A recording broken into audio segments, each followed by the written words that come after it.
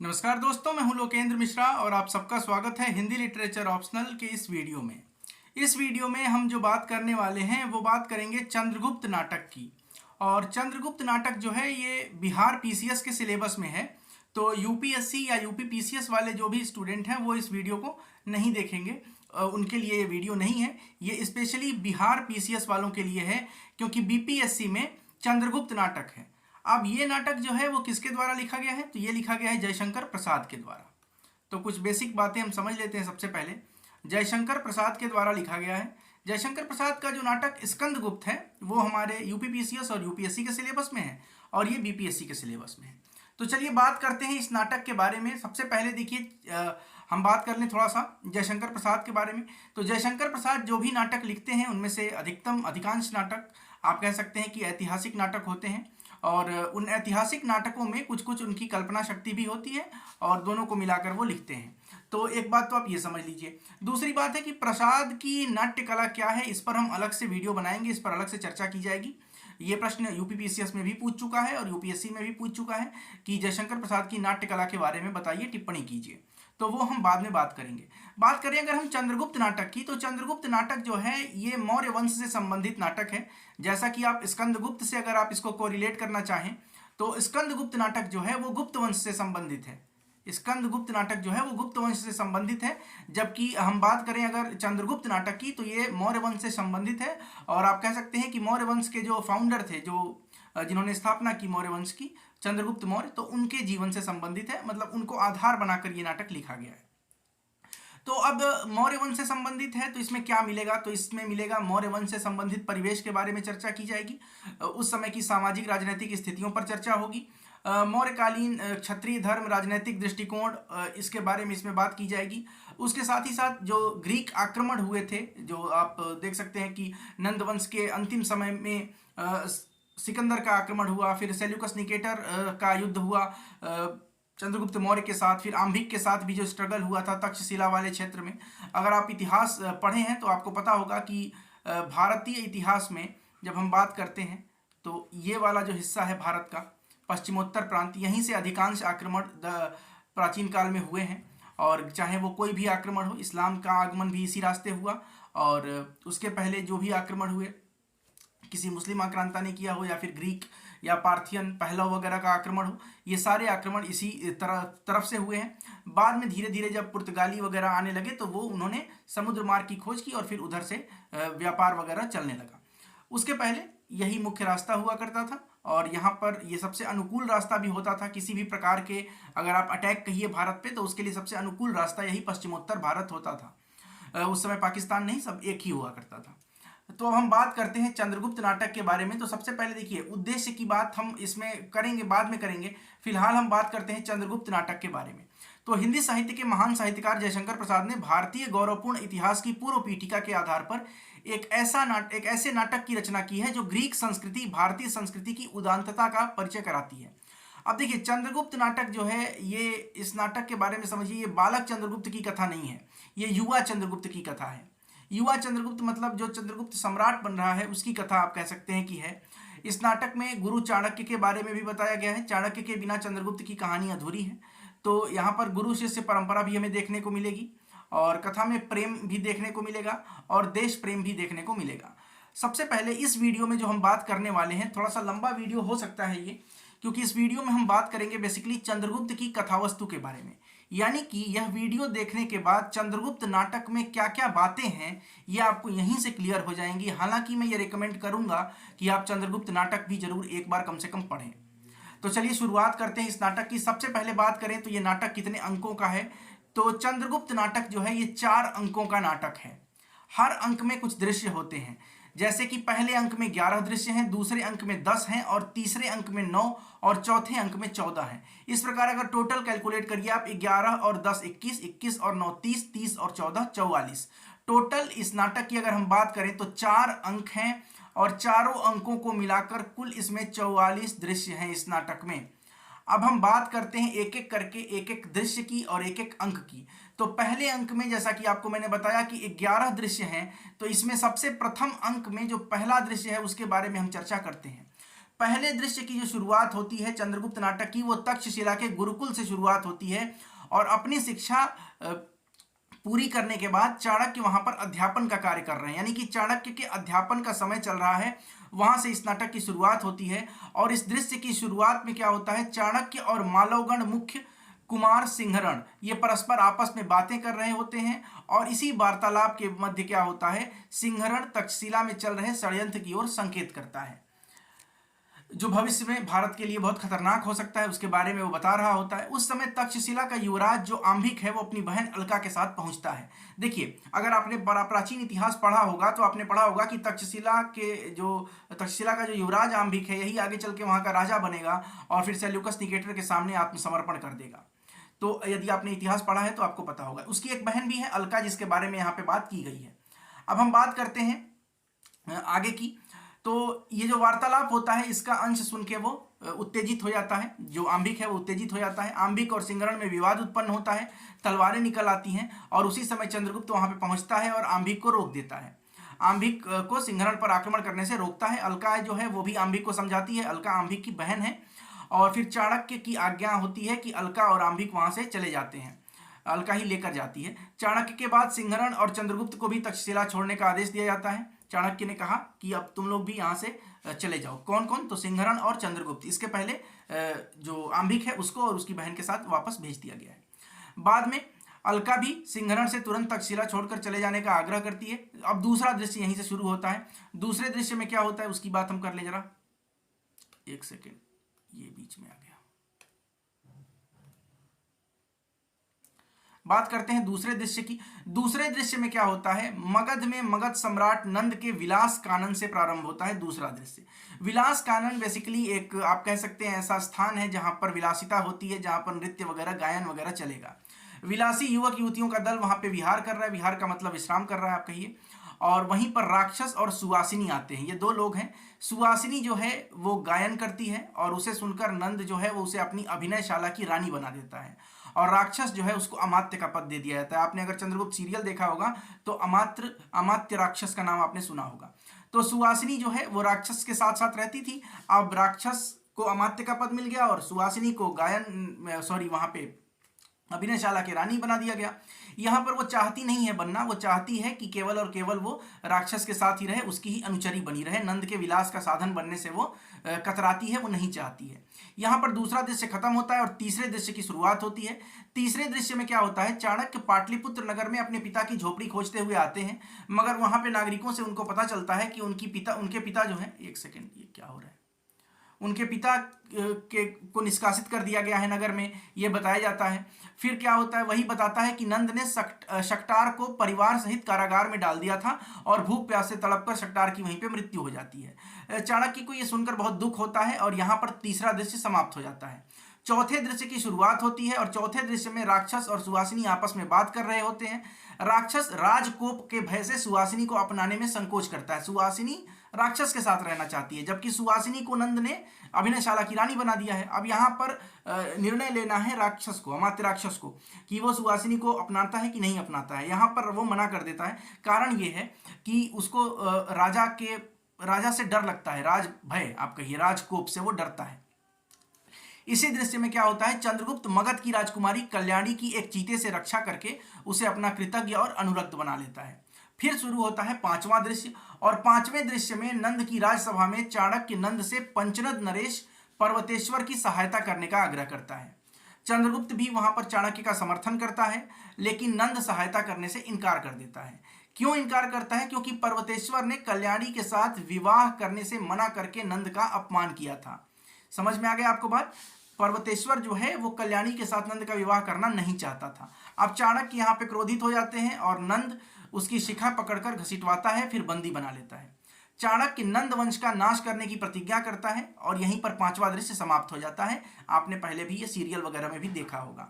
बात करते हैं पहले अंक के छठे दृश्य की। यहाँ पर सिंधु तट पर अलका सिंधु देश की कुमारी मालविका से मिलती है। अलका के हाथ में एक मानचित्र है। एक यवन सैनिक आता है और अलका के हाथ से बलात् मानचित्र छीनने का प्रयत्न करता है। बलात् माने बलपूर्वक। उसी समय सिंहरण वहां पर पहुंचता है और यवन को घायल करके भगा देता है। उस मानचित्र को लेकर मालविका के साथ नाव में बैठकर वहां से चला जाता है। यवन सैनिक अन्य सैनिकों के साथ लौटकर अलका को बंदी बना लेता है। अलका अंबिक की बहन है। सातवें दृश्य की बात करें तो मगध के बंदी गृह में राक्षस और वररुचि, जिनको कात्यायन भी कहते हैं, ये चाणक्य से मिलने आते हैं। चाणक्य को बंदी बना दिया गया है, अब उससे मिलने आते हैं। राक्षस उसे पर्वतेश्वर का विरोध करने के लिए पंचनद को भेजना चाहता है और वररुचि उसे अपना वार्तिक पूरा कराने में सहायता की याचना करता है। अब चाणक्य इसके ये जो दो काम कहे गए हैं, चाणक्य इन दोनों कार्यों को करने से मना कर देता है, इनकार कर देता है। उसी समय चंद्रगुप्त वहां पहुंचता है और बलपूर्वक चाणक्य को बंदी गृह से कैद से छुड़ाकर वापस लेके जाता है। यहां पर सातवां दृश्य समाप्त होता है पहले अंक का। आठवें दृश्य की बात करें तो अलका वंदिनी के रूप में गांधार नरेश के सामने लाई जाती है। पिता उसे मुक्त कर देते हैं। वह गांधार को छोड़कर आर्यवर्त की ओर चल पड़ती है। गांधार नरेश भी पुत्र आंभिक को सारा राजकाज सौंपकर पुत्री की खोज में निकल जाते हैं।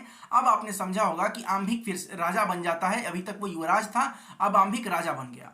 आंभिक राजा बन गया है सेल्यूकस निकेटर के समय, फिर इसको हम बात करेंगे इसके बारे में। नवें दृश्य की बात करें तो चाणक्य पर्वतेश्वर की सभा में पहुंचकर उसे मगध में विद्रोह कराने के लिए सहायता मांगता है। पर्वतेश्वर एक प्रकार से उसका अपमान करता है और चाणक्य वहां से क्षुभित होकर चला जाता है। अब देखिए, अभी इसका अपमान पहले भी हो चुका है चाणक्य का, और यहां पर दोबारा चाणक्य का अपमान पर्वतेश्वर से भी होता है। आगे बढ़ते हैं। 10वां दृश्य शुरू होता है। 10वें दृश्य में क्या होता है? 10वें दृश्य में अलका और सेल्यूकस की भेंट होती है। सेल्यूकस निकेटर ये है कौन? ये है सिकंदर का जो एम्बेसडर था। और एम्बेसडर क्या कहेंगे आप? ये कहिए कि सिकंदर इसे छोड़कर चला गया था राज करने के लिए भारत के जो क्षेत्र थे, तक्षशिला वगैरह के पहले के जो क्षेत्र थे वहां पर। अब यहां पे बात करते हैं। सेल्यूकस की भेंट होती है। प्यास से व्याकुल और मूर्छित चंद्रगुप्त की एक व्याघ्र से रक्षा करके सेल्यूकस उसे अपना कृतज्ञ बनाकर अपने यहां आमंत्रित करता है। चाणक्य और चंद्रगुप्त उसके शिविर में कभी आने का वचन देते हैं और इन दोनों को सेल्यूकस के साथ प्रेम पूर्वक बात करते देखकर अलका को दोनों पर संदेह होने लगता है। अब यहां पर कहानी बदलती है और यहां पर महात्मा दंडायन के आश्रम में अलका चली जाती है। फिर आता है इस कहानी का, इस अंक का आखिरी और 11वां दृश्य। 11वें दृश्य में महात्मा दंडायन के आश्रम में चाणक्य, चंद्रगुप्त, अलका और सेल्यूकस आदि सब इकट्ठे होते हैं और यहां पर सिकंदर चंद्रगुप्त का परिचय प्राप्त करता है। यहां पर सिकंदर को पता चलता है चंद्रगुप्त कौन है। फिर जैसे ही सिकंदर अपनी भारत विजय की आकांक्षा व्यक्त करता है, महात्मा दंडायन ये कहते हैं कि चंद्रगुप्त की ओर संकेत करते हैं और कहते हैं कि ये जो बैठा है ये भारत का भावी सम्राट बैठा हुआ है। ये सुनकर सब एकदम स्तब्ध हो जाते हैं और इस प्रकार से इस अंक में गांधार से लेकर मगध तक की राजनीतिक परिस्थिति क्या है ये स्पष्ट हो जाती है। आपने पहले अंक के बारे में समझा क्या हुआ? पहले अंक में चाणक्य का 2 बार अपमान होता है और सिकंदर और चंद्रगुप्त की भेंट होती है। हालांकि इतिहास के दृष्टि से देखें तो सिकंदर और चंद्रगुप्त की भेंट का कोई प्रमाण नहीं मिलता है, परंतु ये नाटक है। नाटक में कल्पना और ऐतिहासिकता का मिश्रण होता है। हम इस पर भी बात करेंगे प्रश्नों में कि इस नाटक में ऐतिहासिक और कल्पना का किस हद तक मिश्रण है।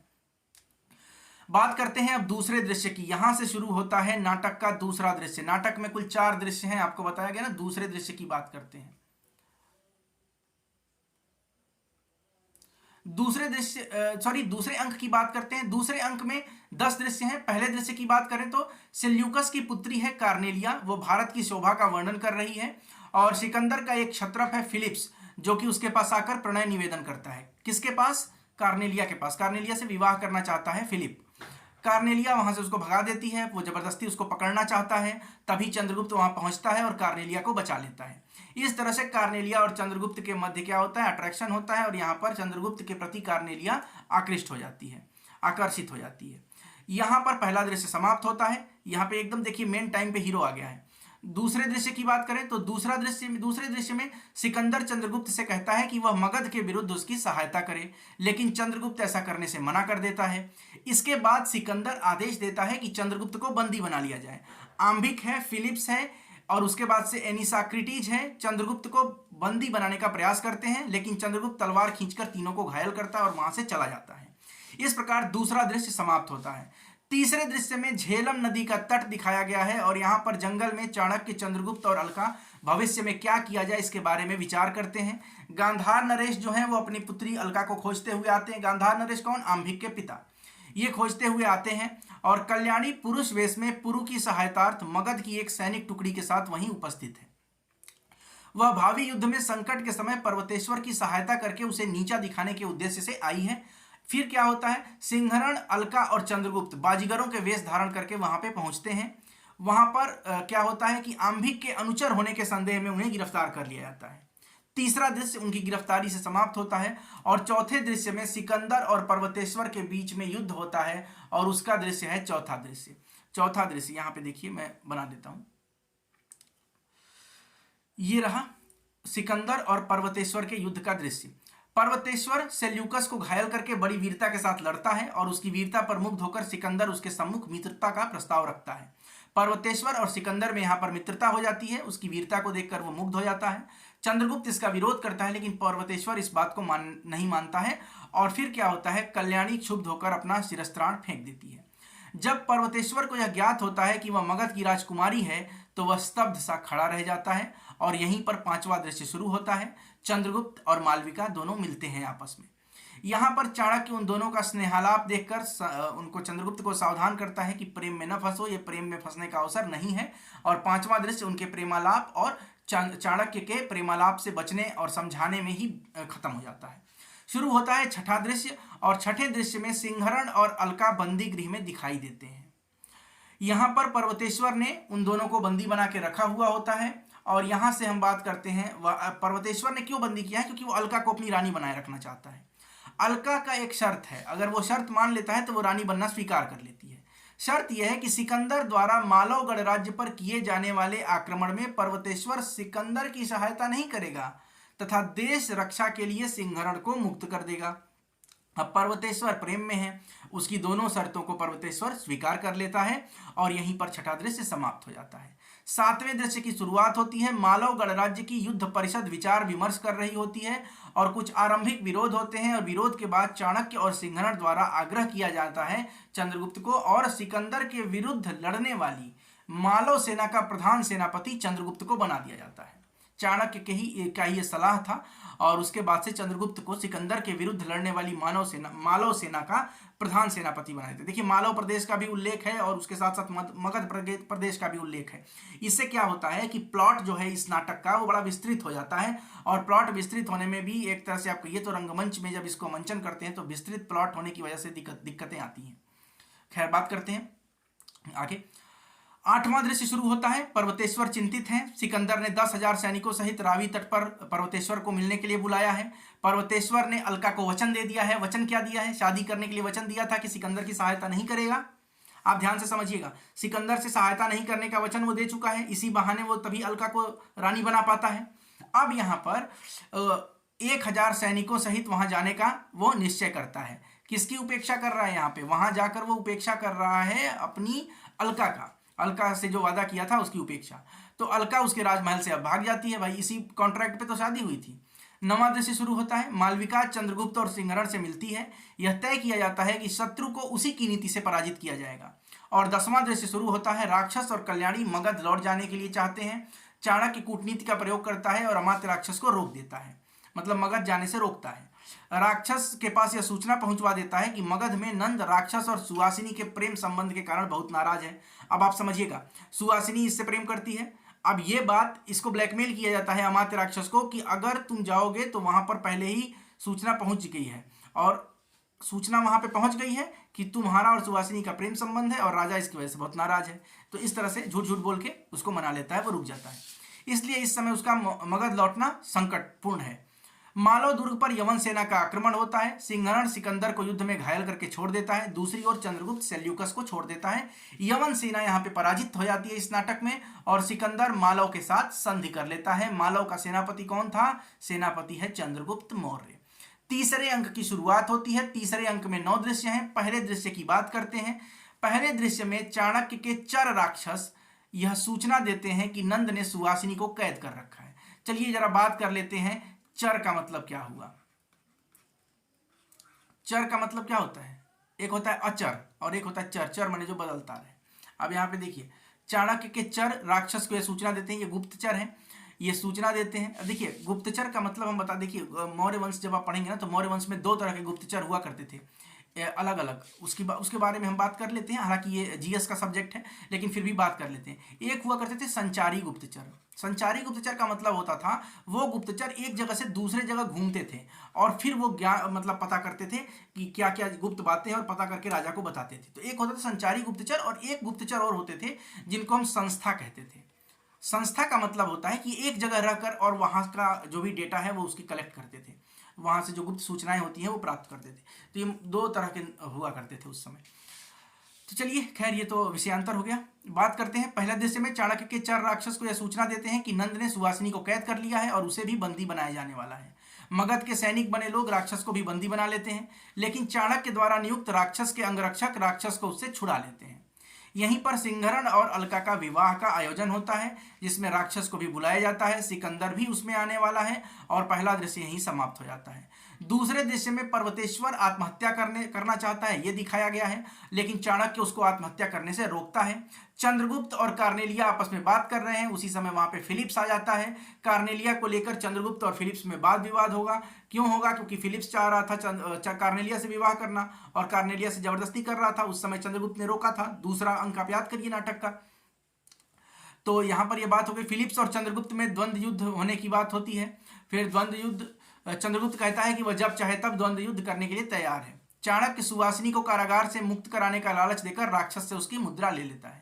तीसरा दृश्य शुरू होता है, सिकंदर भारत से प्रस्थान करता है, लोग उसे सद्भावना पूर्वक विदा करते हैं और चौथा अंक शुरू हो जाता है। चौथे अंक में राक्षस को यह ज्ञात होता है कि सुवासिनी को बंदी बनाने वाली बात केवल इसलिए कही गई थी कि वो यहाँ पर रुक जाए। अब देखिए यहाँ पर उसको पता चलता है कि उसको ब्लैकमेल किया गया था। चाणक्य का षड्यंत्र वहां पे वो समझ जाता है, और जब वो चाणक्य का षड्यंत्र समझ जाता है तो वह ये भी समझ जाता है भाई उससे सारा पैसा भी ले लिया गया था अमात्य से, राक्षस से, इसी बहाने की सुवासिनी को कैद से छुड़ाया जाएगा, जबकि सुवासिनी तो कैद है ही नहीं। चाणक्य पर्वतेश्वर को यह समझकर यह वचन देकर मगध के विरुद्ध तैयार करता है कि सफलता मिल जाने पर उसे आधे साम्राज्य का स्वामी बना देगा। मतलब चाणक्य अब मगध पर आक्रमण करवा रहा है पर्वतेश्वर को साथ लेकर, और पर्वतेश्वर को कहा है कि आधा सम्राट तुमको बना दिया जाएगा। पर्वतेश्वर इतना सुनकर खुश हो जाता है और वो तैयार हो जाता है कि चलिए ठीक है, अगर आप हमको आधा मगध दे देंगे तो हम आपकी तरफ से लड़ने के लिए तैयार हैं। पांचवा दृश्य शुरू होता है, नंद ने सुवासिनी को रानी बनाया था अभिनयशाला का, याद है आपको पहले अंक में। तो नंद सुवासिनी के साथ बलात् प्रेम करने को प्रयत्न होता है, बलात् माने बलपूर्वक, बलात्कार आप कहिए इसको। तभी राक्षस वहां आ जाता है। नंद लज्जित होकर सुवासिनी को छोड़ देता है और यहीं पे छठा दृश्य शुरू होता है। चाणक्य मालविका को राक्षस की मुद्रा के साथ एक पत्र देता है। राक्षस और सुवासिनी का विवाह होने वाला होता है। मालविका एक नर्तकी के रूप में, नृत्यांगना के रूप में पहुंचती है और नंद के पास, और उस पत्र को नंद के पास पहुंचाने के लिए चलती है। इसी बीच चाणक्य एक सुरंग में शकटार को एक नर कंकाल के रूप से बाहर निकलता देखता है। शकटार के बारे में खबर मिली थी पहले अंक में कि उसको मार दिया गया है, वो मर गया है। यहां पर उसको देख लेता है चाणक्य। इसी बीच चाणक्य देख लेता है उसके 7 पुत्र बंदी गृह में तड़प कर मर चुके हैं। वह उन्हीं हड्डियों से सुरंग खोदकर बाहर निकला है। देखिए कितनी बड़ी यहाँ पे मार्मिक बात है। 7 पुत्र हैं इसके और वो मर गए हैं, और उनकी जो हड्डियां बची हैं उन हड्डियों से सुरंग खोद के वो कैद से बाहर आ रहा है। कौन बाहर आ रहा है? तो शकटार बाहर आ रहा है। सप्तम दृश्य शुरू होता है, नंद वररुचि सेनापति मौर्य की पत्नी जो कि चंद्रगुप्त की माता है और मालविका को बंदी बना लेता है। इसके बाद से राक्षस और सुवासिनी को भी उस समय बंदी बनाने की आज्ञा देता है जब वे दोनों विवाह की वेदी पर बैठे हुए थे, विवाह कर रहे हैं। उसी बीच में विलेन आता है और बंदी बना लेता है। फिल्म जैसा कहानी चल रहा है बिल्कुल।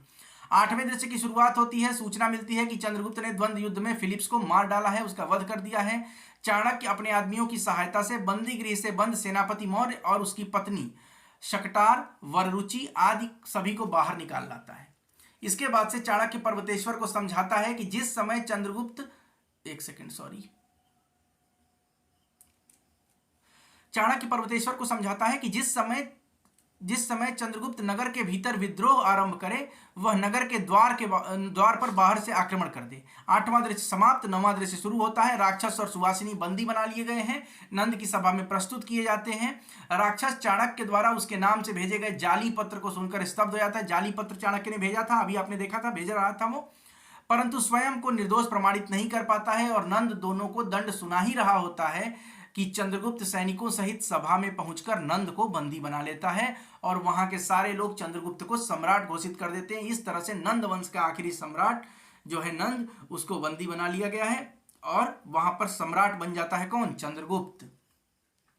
यहीं से शुरू होता है नाटक का चौथा और आखिरी अंक।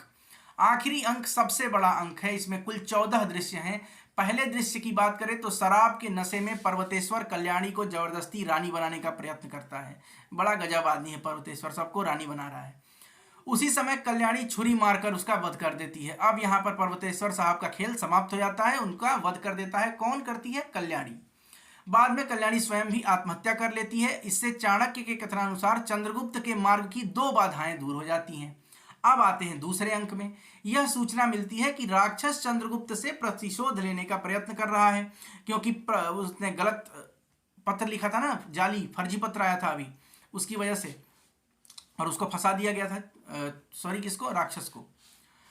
वह कल्याणी की मृत्यु को आधार बनाकर प्रजा को चाणक्य तथा चंद्रगुप्त के विरुद्ध भड़काने की योजना बनाता है। और तीसरा दृश्य शुरू होता है। विजयोत्सव की तैयारियां चल रही हैं। चाणक्य विजयोत्सव नहीं मनाने का उद्देश्य देता है। इससे चंद्रगुप्त के माता पिता राज्य छोड़कर चले जाते हैं। राक्षस इसी का लाभ उठाता है और चौथे दृश्य में चाणक्य का आदेश पाकर मालविका चंद्रगुप्त को रात्रि शयन के लिए एक दूसरे शयनागार में भेज देती है और वहां पर स्वयं चंद्रगुप्त का वस्त्र पहनकर उसकी शैया पर सो जाती है।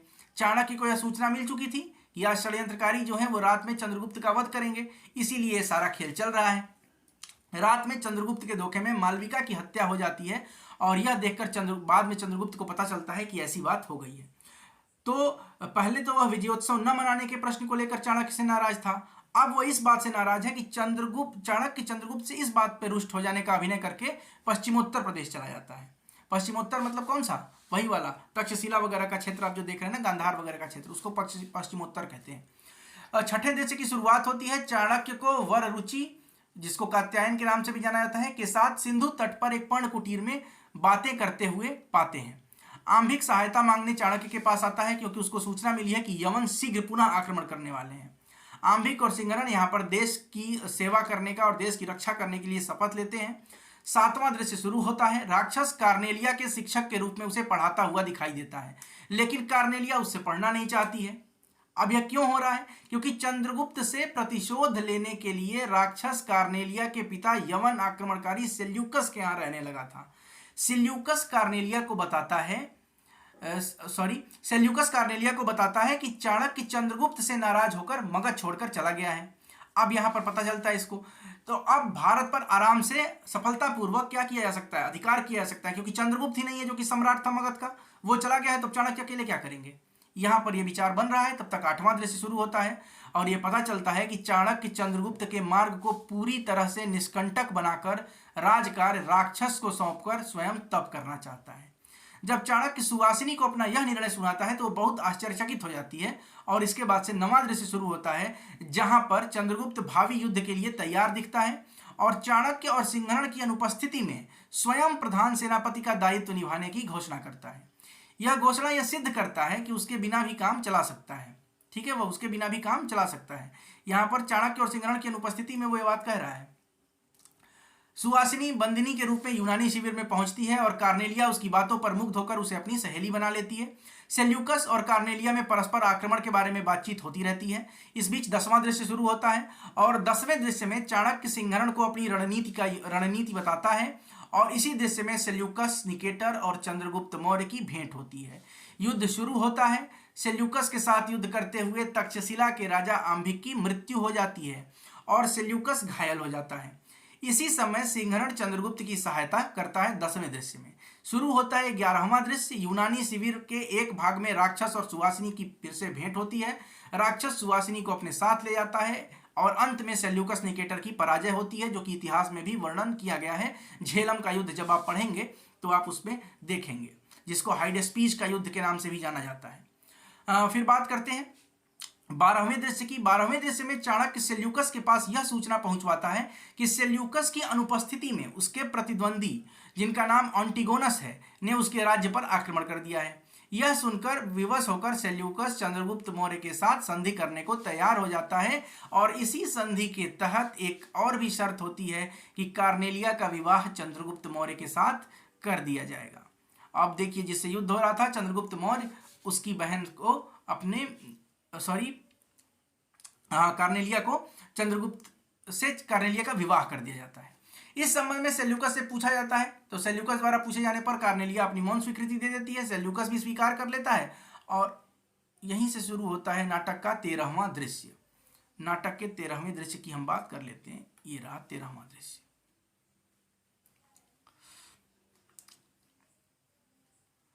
तेरहवें दृश्य में क्या होता है, चाणक्य महात्मा दंडायन के आश्रम में ध्यान में बैठे हुए हैं और उसी समय चंद्रगुप्त का पिता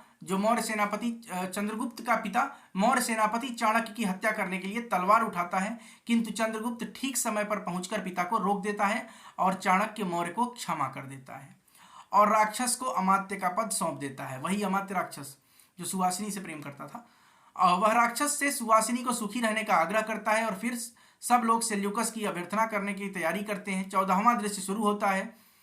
राज्यसभा में यूनानी और भारतीय दोनों पक्षों के प्रमुख व्यक्ति उपस्थित हैं। चंद्रगुप्त सेल्यूकस से कहता है कि वह एंटिगोनस के विरुद्ध सेल्यूकस की सहायता करेगा।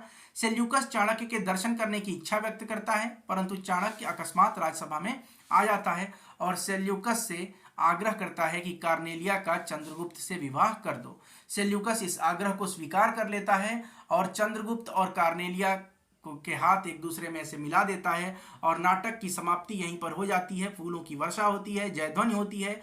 चाणक्य मौर्य सेनापति का हाथ पकड़कर संन्यास ग्रहण करने चला जाता है।